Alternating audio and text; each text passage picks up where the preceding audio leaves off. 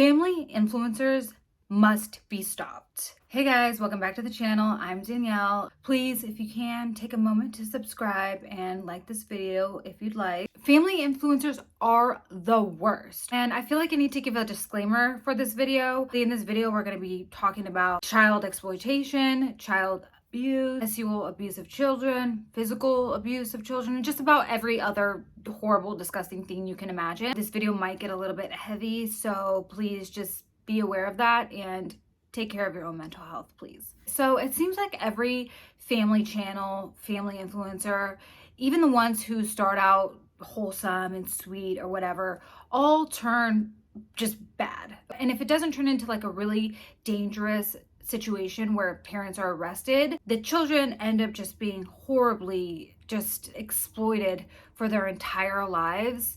And most of these children, by the time they turn 18, don't even have money that they've worked for because their parents have spent it all to fund their lifestyle. And just as a sadly smaller example, even though this video is bad enough, we all remember that video of Jordan Cheyenne where she's coaching her son to cry because the dog is dying, and she's basically just like, no, look at the camera, look, and he's like, Mom, I'm crying, and she's like, no, I know, but look at it, go like this, go like this. It's just like horribly disgusting.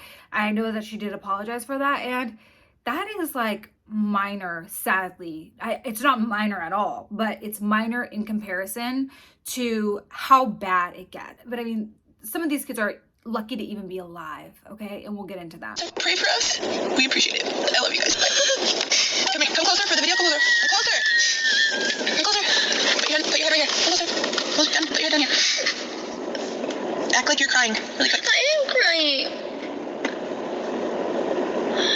Go like this. No, Mom, I'm actually seriously crying. No, I know, but go like this for the video. Go like this. Put one hand up. Go like this. No, go like this. Put your hand like this. But let them see your mouth. Let them see your mouth. No, Mom, I'm actually crying. Look at me. Look at me. Look at me. Look at me. Look at me. I'm actually crying. I know. Look at me. Look at me. Look at the camera. Look at the camera.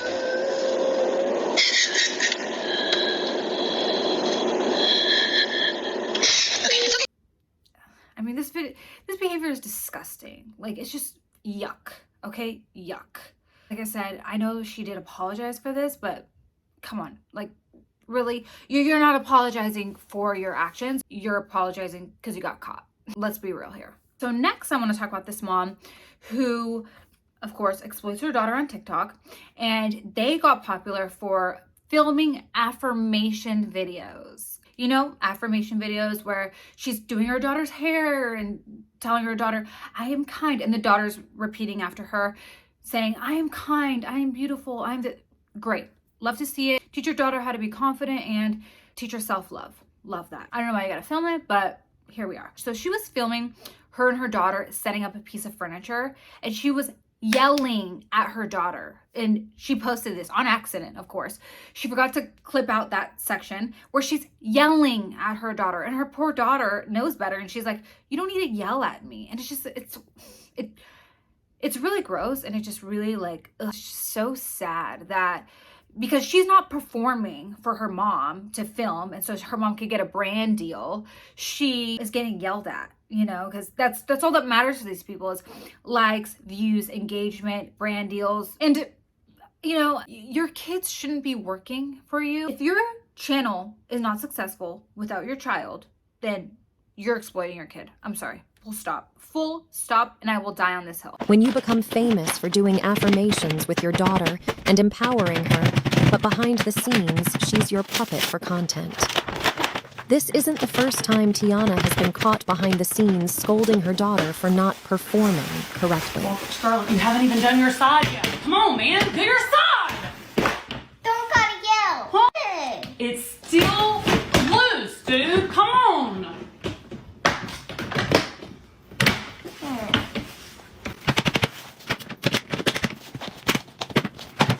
Put it on. They can't see you. You're covering the whole thing. Go back and come back around. And go.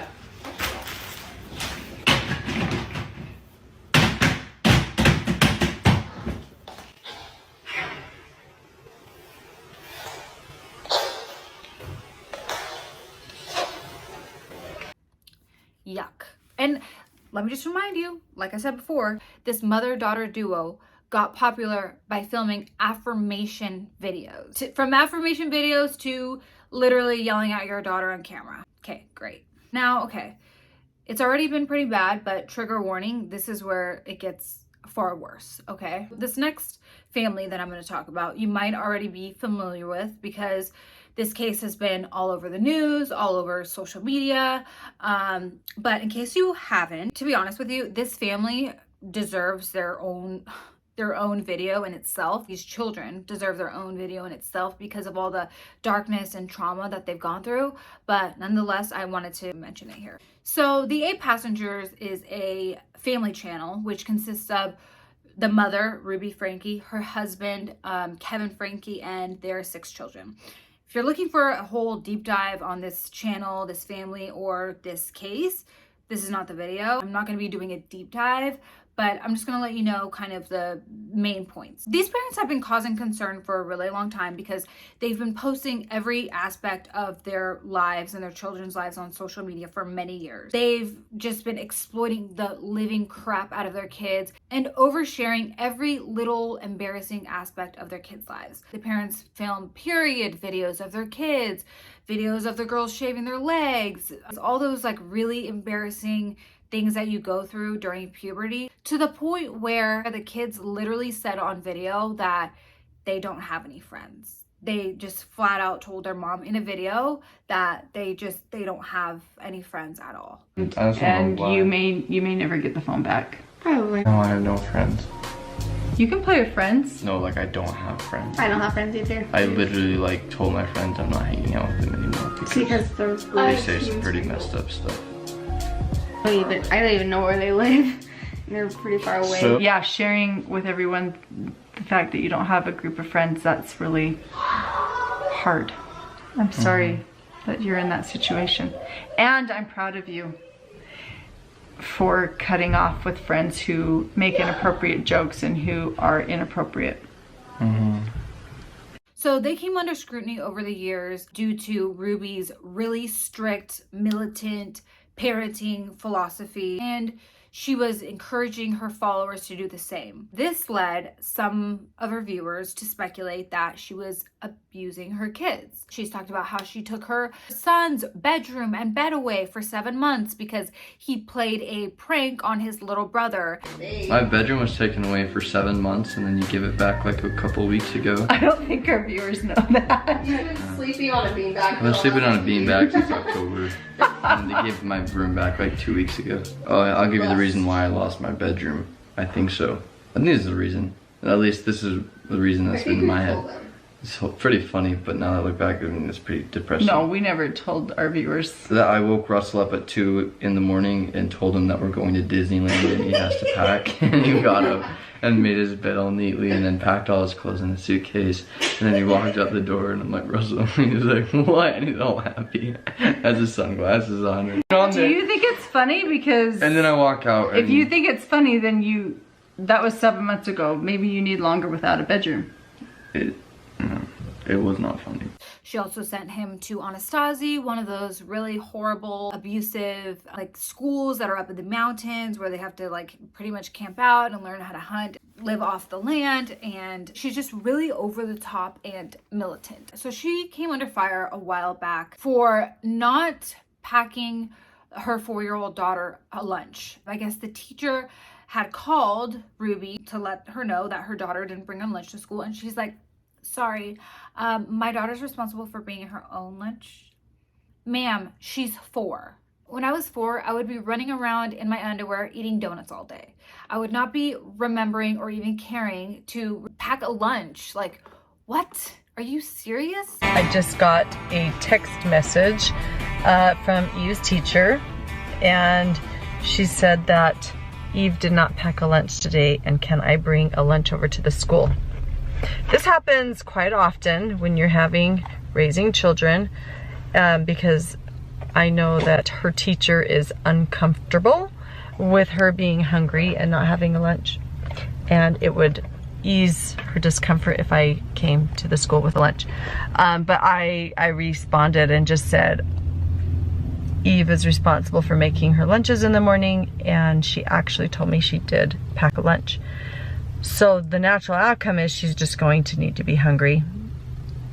And hopefully nobody gives her food and nobody steps in and gives her a lunch. This girl is literally 4, you fucking goof. Literally no 4-year-old is gonna remember to pack their own lunch. Oh, I can't, okay? I can't. So Ruby and her family, they're Mormon, and she ended up getting involved with a woman named Jody Hildebrandt, her business partner. Jody Hildebrandt was actually the older son's, the one who got sent away to the school, his therapist for a while, and she ended up getting involved with her, and they started this YouTube channel and this group. They call themselves like life coaches or some bullshit, okay?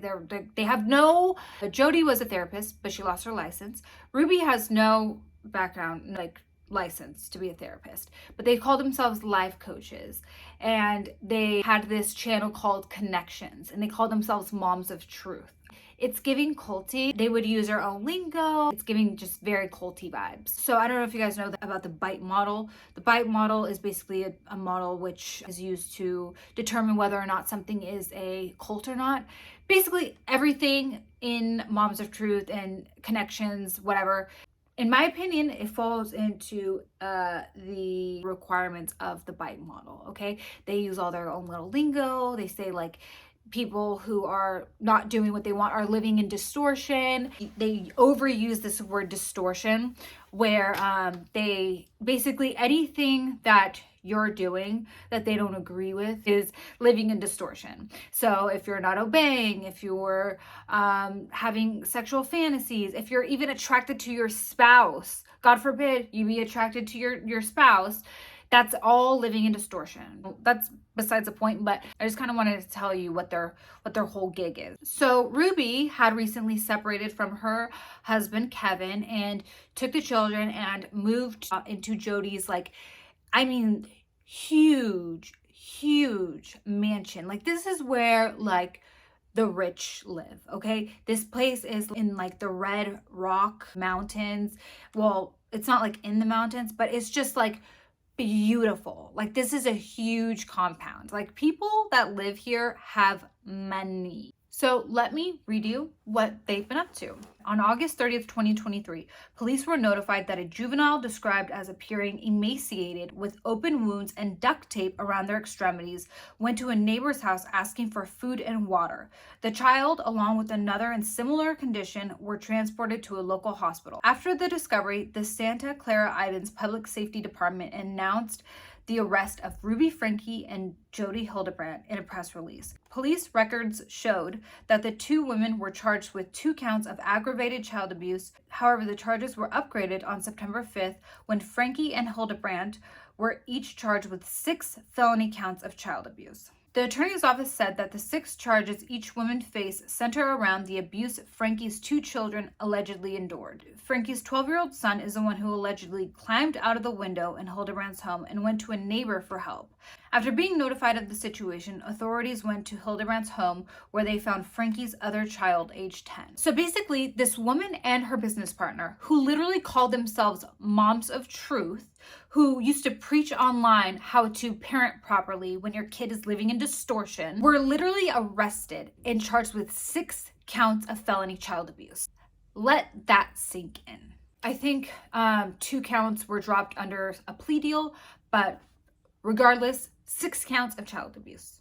Isn't that insane? It just sickens me that her 12-year-old son literally had to escape, and he had duct tape on his wrists and hands and was obviously starved.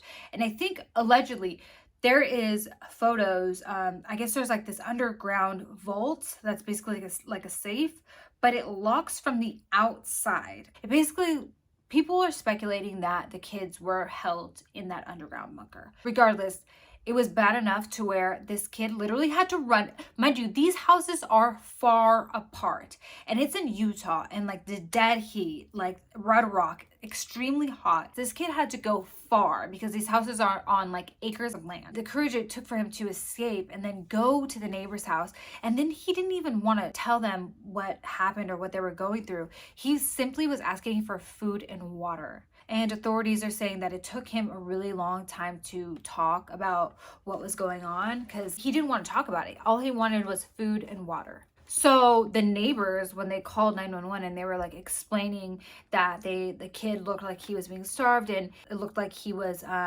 being held against his will because he had duct tape on his hands and his wrists, and they were like kind of bloody from being tied up. The guy on the phone with the operator, you could hear his voice like cracking. He literally was like sounding like he was gonna cry. But his ankles are taped up and he won't tell us why. Okay. But he has duct taped around each ankle.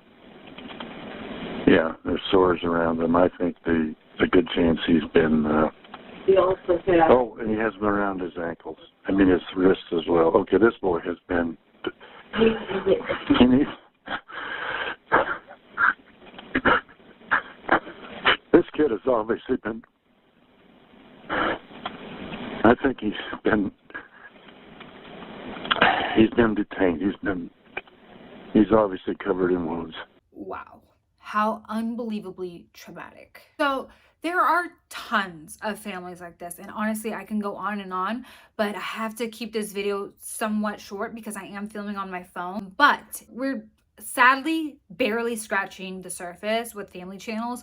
So if you would like a part 2, let me know, because again, there are like 5 families right now I can think of at the top of my head that are just as bad as this. So I feel like I need to give a little bit of context before I talk about this next mom and the allegations that she's facing. So if you don't know what a hype house or a squad is, it's basically when a parent buys a house and fills it with a bunch of kids in the hopes of making them the next YouTube sensation. And all these kids are forced to film content around the clock, basically pretending to be buddies. They all have some stupid name, you know, just very cheesy, corny, poppy names like the squad, hype house. Typically, the kids will drop out of school and are encouraged by their parents to join OnlyFans the second they turn 18.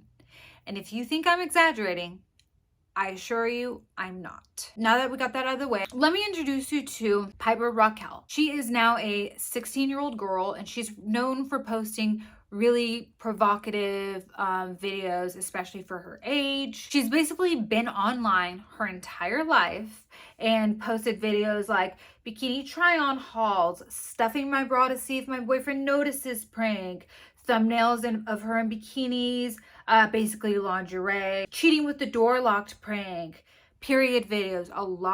That's one thing that these family channels love to post is period videos. They get a lot of views. Anything extremely sexual gets a lot of views because mind you, these videos are on P-word playlists. Piper Raquel was known for just posting the wildest stuff for her age, and she was posting this stuff at like 12, 13, 14 years old, right? Let me ask you this. Watch this video and let me know if you would be cool with your 14-year-old daughter posting this online.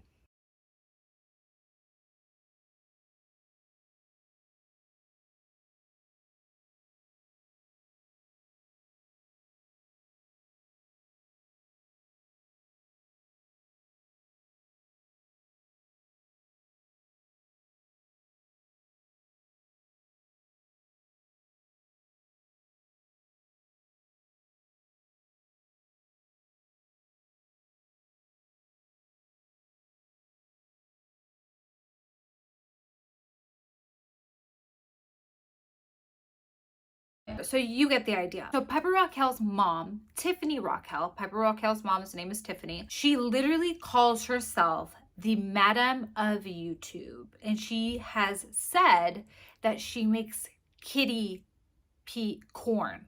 And she ran the squad for Piper Raquel and her friends. Tiffany the mom, who has called herself the Madam of YouTube and says that she makes kitty corn, ran Piper Raquel's squad with her little friends. First of all, let me just say that she exploited her daughter so bad to the point where even YouTube agrees, okay? Because YouTube has taken down many of her thumbnails because they violated terms of service and just were way too sexual. I just want to show you how bad this got for a lot of the members. Let's just hear from an ex-squad member and hear why she chose to leave. Before I explain, I want to clarify a couple of things. So clarification 1, I support all women and all girls. I always have and I always will. And clarification 2, to Piper Raquel, you are my friend and I will always support you. I wish you well and I hope success for your journey. And my leaving the squad is not about me not supporting you at all. I will always support you no matter what, and all of this is because of a toxic work environment. From afar, joining the squad looked like so much fun. I won't go into too much detail because I do respect that Piper's mom has a business she's running, but my mom and I felt pressured and uncomfortable by Piper's team to do some of the things. For example, they tried to put me in a left triangle with a boy I didn't know, and I was going to be that girl that has to fight over a boy with another girl, and it was just going to be a competition to be with a boy, and it was just like really dumb. And I'm only 13. I don't think I should fake a relationship this early. Like, who wants to go through that at such a young age? And also, Piper's mom kept shoving confidentiality agreements in our faces, pressuring us to sign them so she could try to silence us, like everybody in the squad, so she could try to control the public story of every single squad member. And if they felt we didn't listen, they would punish us by not promoting us to show their power. And after recently chatting with some previous squad members like Gavin and Corinne, we noticed a pattern of behavior that felt negative and unhealthy. And in the end, it became way too much to handle. And I want to be my most authentic self, so I felt like I was lying to myself and to you guys because I want to be an actress, so I'm going to focus on that. But it just felt more natural to move on and do my own thing. And to Piper's squad, I wish you guys well, and I have nothing against you guys. I will always support you guys no matter what, and I really do hope you guys all understand my decision to go solo. Yeah, real mom of the year, right? So it continually gets worse because, how do I put this? Tiffany Raquel, a 40-something-year-old woman, was caught on video making out, I should say, with a 17-year-old boy. I shit you not. There's a video of it.